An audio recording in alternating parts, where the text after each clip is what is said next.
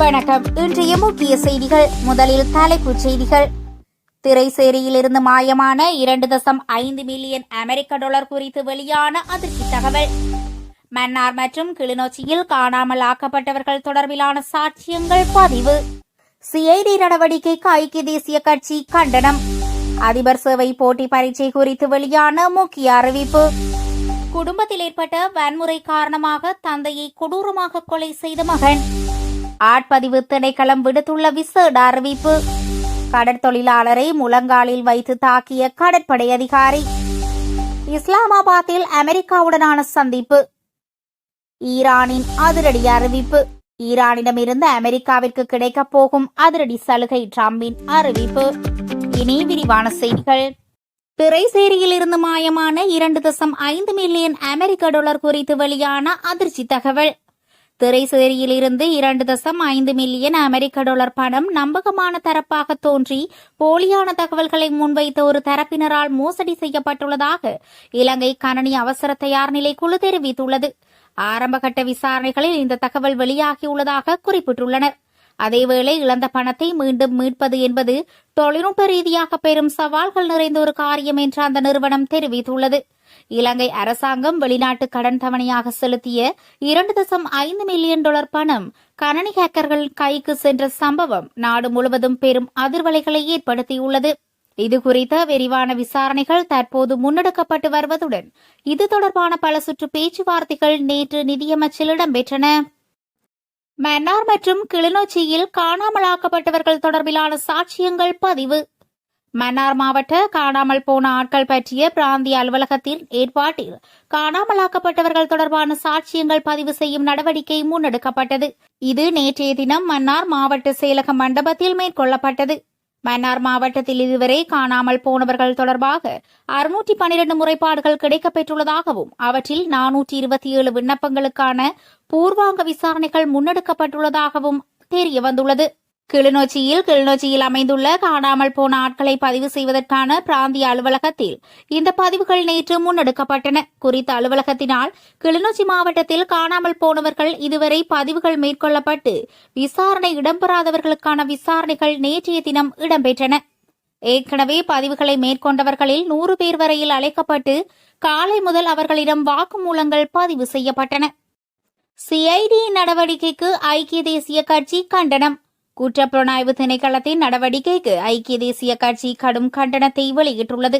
முன்னாள் ஜனாதிபதி ரணில் விக்ரமசிங்கே இருதய சத்திர சிகிச்சை ஒன்றை மேற்கொண்டிருக்கும் இந்த சந்தர்ப்பத்தில் அவரது வீட்டிற்கு சென்று அவரது துணைவியார் மைத்ரி விக்ரமசிங்கவிடம் வாக்குமூலம் பெற்றுக் கொள்ளப்பட்ட நடவடிக்கை வன்மையாக கண்டிக்கப்பட வேண்டியது என தெரிவிக்கப்பட்டுள்ளது. ஐக்கிய தேசிய கட்சியின் தவிசாளர் வஜ்ர அபேவர்த்தன இந்த கண்டனத்தை வெளியிட்டுள்ளார். மைத்ரி விக்ரமசிங்கவை போன்றே ரணில் விக்ரமசிங்கவும் நோய்வாய்ப்பட்டிருக்கும் இந்த தருணத்தில் வெளிநபர்கள் அவர்களது வீட்டிற்கு செல்வது அவர்களது ஆரோக்கியத்திற்கு ஆபத்தை ஏற்படுத்தக்கூடும் என அவர் சுட்டிக்காட்டினார். ரணில் விக்ரமசிங்கவின் துணைவியார் மைத்ரி விக்ரமசிங்கவிடம் குற்றப்புலனாய்வு திணைக்கள அதிகாரிகள் வாக்குமூலம் ஒன்றை பதிவு செய்து கொண்ட விவகாரம் தொடர்பில் கொழும்பில் ஊடகங்களுக்கு கருத்து வெளியிடும் போதே இந்த விடயத்தை அவர் தெரிவித்துள்ளார். பிற்போடப்பட்டுள்ள அதிபர் சேவை போட்டி பரீட்சை. இலங்கை அதிபர் சேவையின் தரம் 3ற்கு ஆட்சேர்ப்பு செய்வதற்காக மட்டுப்படுத்தப்பட்ட போட்டி பரீட்சை தொடர்பில் அறிவிப்பொன்று வெளியாகியுள்ளது. நாளைய தினம் நடைபெறவிருந்த குறித்த பரீட்சை மறு அறிவித்தல் வரை ஒத்திவைக்கப்பட்டுள்ளதாக பரீட்சைகள் திணைக்களம் தெரிவித்துள்ளது. தவிர்க்க முடியாத காரணங்களால் போட்டி பரீட்சை ஒத்திவைக்கப்பட்டுள்ளதாக பரீட்சை ஆணையாளர் நாயகம் AKS இந்திகா குமார் இலியகே தெரிவித்துள்ளார். அத்துடன் பரீட்சை நடைபெறும் புதிய திகதி குறித்து பின்னர் அறிவிக்கப்படும் என பரீட்சை ஆணையாளர் நாயகம் மேலும் குறிப்பிட்டுள்ளார். இதேவேளை நாடளாவிய ரீதியில் தேசிய மற்றும் மாகாண சபைகளுக்கு ஆசிரியர்களை ஆட்சேர்ப்பு செய்வதற்கான போட்டி பரீட்சை மே 24ஆம் தேதி நடைபெறும் என்பது அறிவிக்கப்பட்டுள்ளமை குறிப்பிடத்தக்கது. குடும்பத்தில் ஏற்பட்ட வன்முறை, தந்தையை கொடூரமாக கொலை செய்த மகன். மாத்தளை போலீஸ் பிரிவிற்குட்பட்ட அதிரகப்பிட்டிய பிரதேசத்தில் கூர்மையான ஆயுதத்தால் தாக்கி தந்தையை கொலை செய்த சம்பவம் தொடர்பாக அவரது மகன் கைது செய்யப்பட்டுள்ளார். இந்த கொலை சம்பவம் நேற்று காலை இடம்பெற்றுள்ளதாக போலீசார் குறிப்பிட்டுள்ளனர். கொலை செய்யப்பட்டவர் அதிரகப்பிட்டிய பிரதேசத்தைச் சேர்ந்த 64 வயதுடைய நபர் என தெரியவந்துள்ளது. உயிரிழந்தவரின் மகனுடன் ஏற்பட்ட வாய்த்தர்க்கம் முற்றியதன் காரணமாகவே மகன் இக்கொலையை செய்துள்ளதாக ஆரம்பகட்ட விசாரணைகளில் தெரியவந்துள்ளதாக போலீசார் குறிப்பிட்டுள்ளனர். சம்பவம் தொடர்பாக 33 வயதுடைய சந்தேக நபர் ஒருவர் கைது செய்யப்பட்டுள்ளார். இலங்கையில் ஆட்பதிவு திணைக்களத்தின் பெயரை பயன்படுத்தி இடம்பெறும் மோசடிகள் குறித்து எச்சரிக்கை விடுக்கப்பட்டுள்ளது. ஆட்பதிவு திணைக்களத்தின் எண்களான 01152226 மற்றும் கையடக்க தொலைபேசி இலக்கங்களான 0771167739 மற்றும் 0742756098 ஆகியவற்றை பயன்படுத்தி ஒரு தரப்பினர் திணைக்களத்தின் பெயரை தவறாக பயன்படுத்தி தனிநபர்களின் தனிப்பட்ட தகவல்களை பெற்று நிதி மோசடியில் ஈடுபட்டு வருவதாக தகவல் திணைக்களம் அறிக்கையொன்றின் மூலம் குறிப்பிட்டுள்ளது. மேலும் அந்த தரப்பினர் அரசின் சின்னத்தை பயன்படுத்தி ஒரு கையடக்க தொலைபேசி செயலியை உருவாக்கி டிஜிட்டல் அட்டையை அல்லது இலத்திரனியல் தேசிய அடையாள அட்டைக்காக உங்கள் தகவல்களை பதிவு செய்வதாக கூறி திணைக்களத்தின் பெயரை தவறாக பயன்படுத்தி வருவதாக தகவல் கிடைத்துள்ளதாக அறிக்கை கூறுகிறது. ஆட்பதிவு திணைக்களம் தாங்கள் இதுபோன்ற பதிவுகளை மேற்கொள்வதில்லை எனவும் அத்தகைய கையடக்க தொலைபேசிகளில் இருந்து வரும் அழைப்புகளுக்கு தங்கள் தகவல்களை வழங்க வேண்டாம் என்றும் பொதுமக்களுக்கு வலியுறுத்துகிறது. கடற்தொழிலாளரை முழங்காலில் வைத்து தாக்கிய கடற்படை அதிகாரி. மட்டக்களப்பு செட்டிப்பாளையம் கடற்படை பகுதியில் கடற்தொழிலாளர் ஒருவரை முழங்காலில் வைத்து தாக்கியதாக குற்றம் சாட்டி கைது செய்யப்பட்ட கடற்கரை அதிகாரி ஒருவரை 1 லட்சம் ரூபாய் சரீர பிணையில் விடுவிக்க களவாஞ்சிக்குடி நீதவான் நீதிமன்றம் உத்தரவிட்டுள்ளது. அதேவேளை இந்த வழக்கை மீண்டும் விசாரணைக்கு எடுத்துக் கொள்ளவும் நீதிமன்றம் உத்தரவிட்டுள்ளது. இதற்கமைய முறையான விசாரணைகளை முன்னெடுத்து குற்றவியல் கோவை 1994 ஆண்டு 22 இலக்க சட்டத்தின் கீழ் 1 பிரிவின்படி சாட்சிகள் மற்றும் சான்று பொருட்களுடன் எதிர்வரும் 22 தேதி வழக்கு தாக்கல் செய்யுமாறு போலீசாருக்கு உத்தரவிடப்பட்டுள்ளது.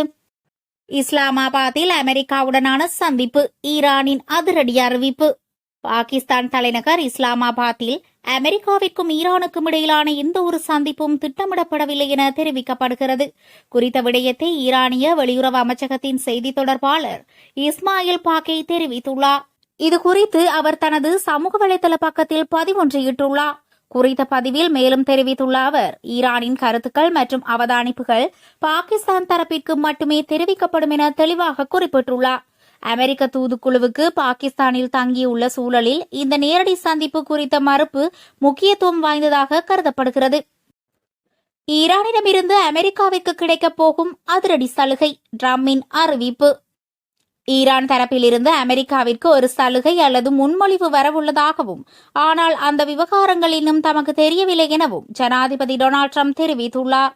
சர்வதேச ஊடகம் ஒன்றிற்கு வழங்கிய நேர்காணல் ஒன்றில் அவர் இதனை தெரிவித்துள்ளார்.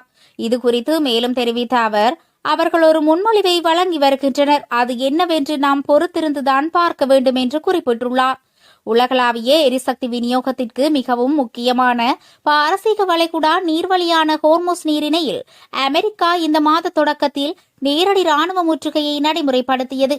இதன் தொடர்ச்சியாக தற்போது விதிக்கப்பட்டுள்ள இந்த தடைகள் ஈரானிய எண்ணெயை கையாளும் சர்வதேச நிறுவனங்களை குறிவைத்துள்ளன. அதோடு அந்த முன்மொழிவின் விரிவான தகவல்கள் தமக்கு இன்னும் கிடைக்கவில்லை என்று அவர் தெரிவித்துள்ளார். ஈரானில் யாருடன் அமெரிக்கா பேச்சுவார்த்தை நடத்தி வருகிறது என்று அவரிடம் கேட்கப்பட்ட போது அதை தான் இப்போது சொல்ல விரும்பவில்லை எனவும், ஆனால் தற்போது அதிகாரத்தில் இருப்பவர்களுடன் நாங்கள் பேசி வருகிறோம் எனவும் ட்ரம்ப் பதிலளித்துள்ளார். இருப்பினும் முன்னதாக ஈரானிய தலைமைக்குள் நிலவும் நிச்சயமற்ற தன்மை பேச்சுவார்த்தைகளில் சிக்கல்களை உருவாக்குவதாக அவர் சுட்டிக்காட்டியிருந்தமை குறிப்பிடத்தக்கது.